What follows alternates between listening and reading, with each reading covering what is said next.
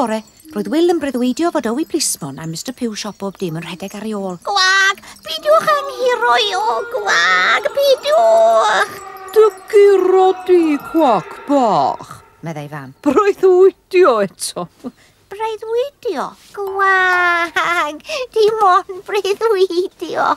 Gwisgodd yn gyflym, a gan ei bod yn ddwrnod braf, penderfynodd mynd i weld ei ffrindiau ar ei feic newydd. Lawr ag oer gegin gan, hanner hedfan, hanner hedeg fel arfer i gael ei frecwast. Llyncodd o'r iwd gwenyn meirch.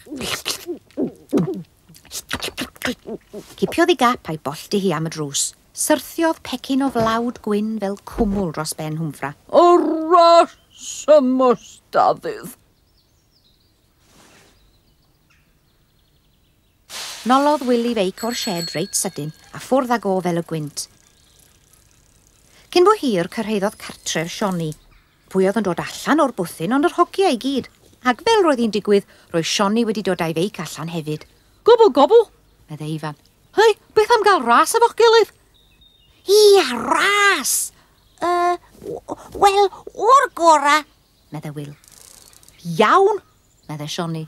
A dwedodd Hugh Herc. Y cyntaf yr ysgol a nôl, barod ewch, ia? Gwelodd pawb fod coesau Will yn medru padlo'n gynt na rai Sionny, ond roedd coesau Sionny'n gryfach, ac felly roedden nhw'n gyfartal. Yn wir, roedd y naill wrth gynffon y llall yr holl ffordd i lawr drwy'r pentre, a dyna pryd dechreuodd yr helbil. Pwy oedd yn digwydd dod allan o'i dŷ gyda'i feic ond Owi Plismon? Hei, tan diolch! Gwelodd y ddau'n dod yn syth tuag ato, taflodd y beic un ffordd ac yna neidio dros y giat. Y pwy oedd yn digwydd dod allan o'i siop yn cario bocs o tomatos ond Mr Pew Siop bob dim. Aeth Will heibio ar y naill ochr a hedfanodd Sionny heibio ar yr ochr arall. Aeth Mr Pew yn bendramwnagol dros y bocs tomatos. Arhoswch, ddim i gael gafel arnoch chi. Ond roedd Will a Sionny wedi troi'r gongol ac yn padlo am y gorau tuag at yr ysgol. Ac wrth droi'r gongol, mi welon nhw Mr Pew yn araf godi o'r llanast. A pan welodd nhw gweiddodd, dyna nhw, stopiwch, no! Ond wrth strwythaglo i'w dal, llithrodd ar domato. Chwarddodd y ddau wrth badlo mlaen, ond yna mi glywson nhw sŵn chwibanogl, a dyna lle roedd Owi Plismon yn neidio ar ei feic. Nefi, Will, padlam dy fywyd! Ffwrdd â nhw fel dwy ddyllten, pasio'r hogiau i lawr o'r rhyw i gartref Will. Ac roedd Owi Plismon yn dod yn nes ac yn nes. Carchar gawn ni! Gwag, ia! Atebodd Will. Wrth gyrraedd y buarth, trodd y ddau i osgoi pwll mawr o ddŵr, ond ni sylweddolodd Owi Plismon.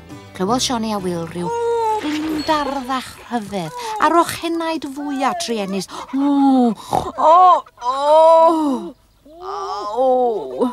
Roedd Owi Plismon wedi glanio yn y mwd. Bu raid i Hwmffra helpu Owi Plismon i ymolchi'n lan drwy bwmpio dŵr drosto.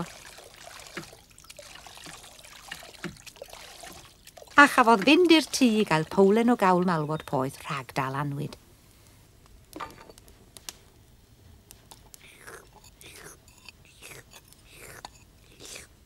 Cafodd Will a Sionny bryd o dafod gan Owi Plismon am yryn beryglis, a gaddo peidio byth a gwneud hynny eto. Cafodd Will fynd i'r gwely'r noson honno heb swper, ond fe drafodd ddim peidio chwerthin wrth gofio am Owi Plismon yn cael ei olchi o dan y pwmp.